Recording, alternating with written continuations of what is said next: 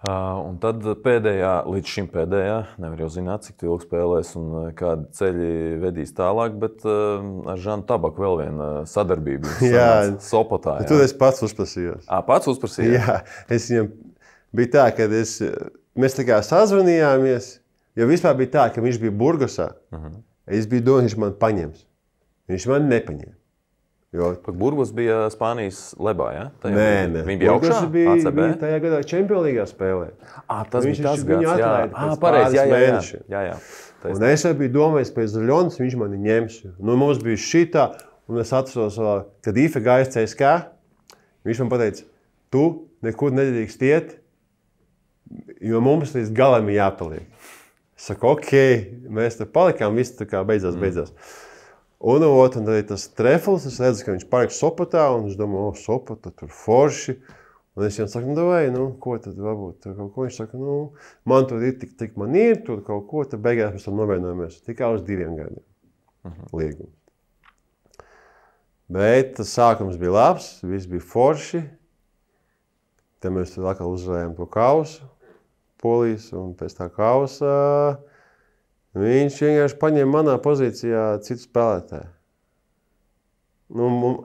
Bet cik ļoti tu esi pārliecināts, ka tas bija viņš vai kāds cits? Vai varbūt vadība. Es nezinu, kurš. Tur jau vienmēr tie ir kompromisi. Es nezinu, kurš, bet man Žans pats pienāca un pateica sejā, tu, kā basketbolists, manās acīs esi beidzies. Viņš man reāli tā pateica. Es jau saku, ja tā ir, tad laidi mani projām. Viņš saka, nē, tu man esi vajadzīgs. Man te vajag priekš lokerūma un vēl blā. Viņš man to reāli sejā pateica kaut kādā martā. Un es domāju, ko tu biji izdarījis? Neko, es nezinu, ko viņš bija izdarījis. Viņš bija uzvarējis, bija kausu un spēlēja normāli. Un viņš man reāli tā pateica. Jo viņam, man liekas, galvā viņš mani vainoja pie tā, ka mēs zaudējām tajā gadā Zaļonu Goru finālu pret Ostrovu, ka bija tas... Tā kā bija tajā burbulī, kur Ostroja vienkārši burbulis, bet viņi fani nāk uz spēlēm, kāds sakars vienkārši.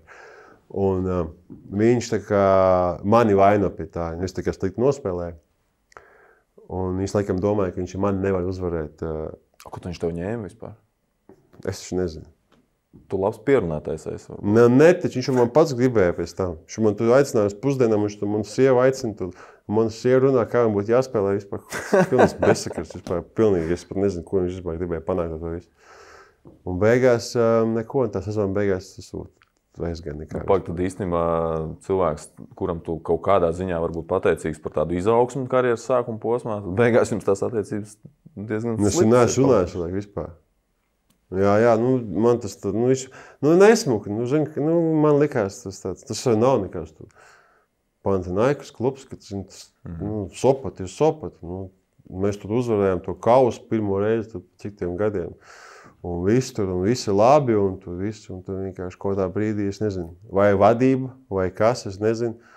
Bet tu piekrīti, ka tev vispār tā sezona kopumā bija, kopumā arī tā visa sezona bija vājāk varbūt nekā citas? Jā, slikta sezona. Es nespēju labi. Nē, tas ir fakts. Es nespēlēju labi, bet ne jau tā, ka man jābeidz spēlēt. Tas jau arī. Bet sezona bija slikta. Es tā kā nezinu, kaut kas man neštimēja tur līdz galam.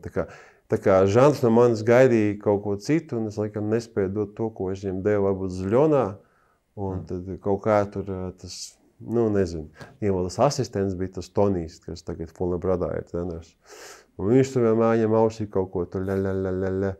Un tad, man nebija tā nezinu, kaut kā... Sajūta nebija? Nesalikās. Nebija tas vibes, nesalikās. Tas viss kā bija jāsaliekās, bet neko jau normāli, viss jau kārtībā beigās. Tāpat es jau viss forši. Vienkārši tādā... Pēc tās sezonas, ja godīgi, es domāju, ka mums jāpaliek Latvijā. Man bija tāds, man sajūta bija tāds. Nebija jau tālu, vai ne? Zeļi?